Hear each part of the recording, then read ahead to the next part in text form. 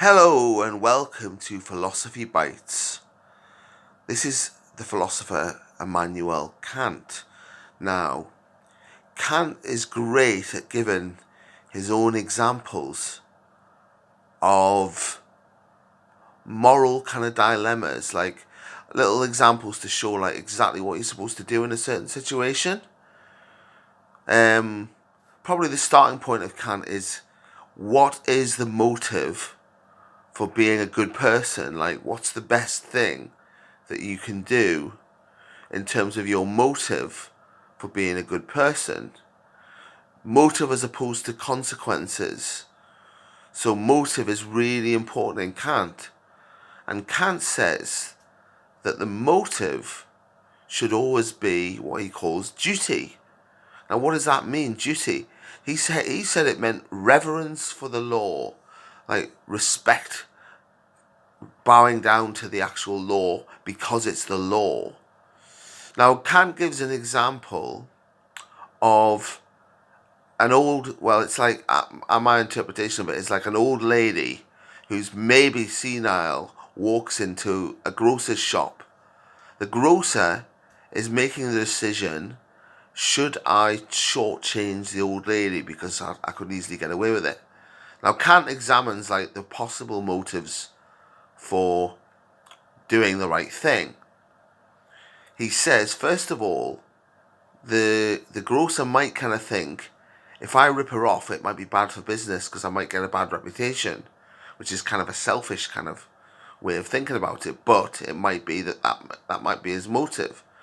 So Kant rules out self-interest. He says that can't be moral if it's just self-interest and business.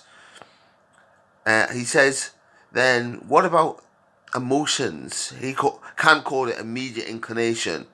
If your immediate inclination is to be honest, acting on your feelings, maybe he's had a really good day and he just feels sympathetic towards the old lady. But Kant says that like on another day he might be in a bad mood and then shortchange somebody. So if you just act on your emotions and how you feel at the time, then your actions aren't consistent because you might change from one day to the next. And also you're not really making a free choice by just following your emotions. You're not thinking about it. So self-interest is ruled out, immediate inclination is ruled out, and therefore the only motive that would make it right is duty. Do it right because it's right. Reverence for the law. Now Kant then says, well, okay, that's one part of it. The motive's got to be duty. But how do we decide whether a particular moral action is right or wrong? Kant comes up with the idea of what's called universalizability. It's very simple in some respects. It's basically the idea of what would happen if everyone did this, if everyone did what I'm doing. Kant gives the example of borrowing money without intending to pay it back. What if we borrowed money without intending, knowing that we wouldn't be able to pay it back? Kant says, well, what would happen if everybody did that in that situation?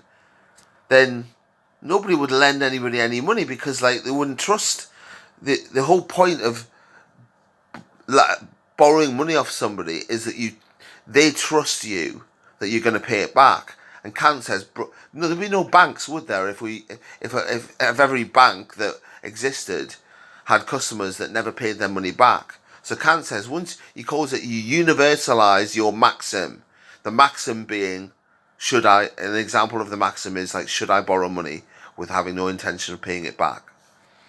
Kant's other example for that is suicide. I won't go into that one in any detail at the minute, but look it up because Kant talks about suicide and says it's your duty not to commit suicide.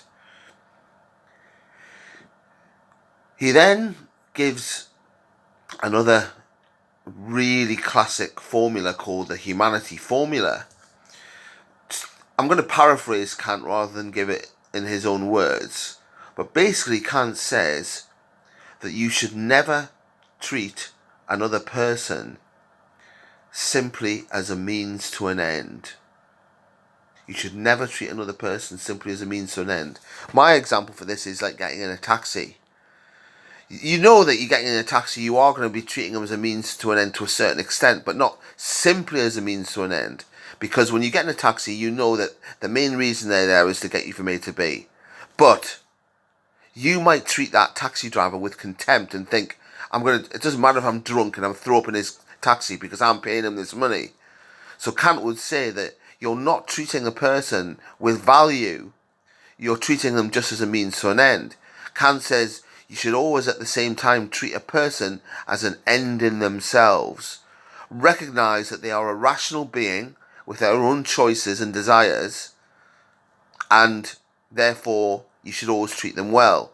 Another example would be like using a prostitute, for example, just treating a prostitute with contempt, or a waiter, thinking you can abuse a waiter because he's just there to serve you.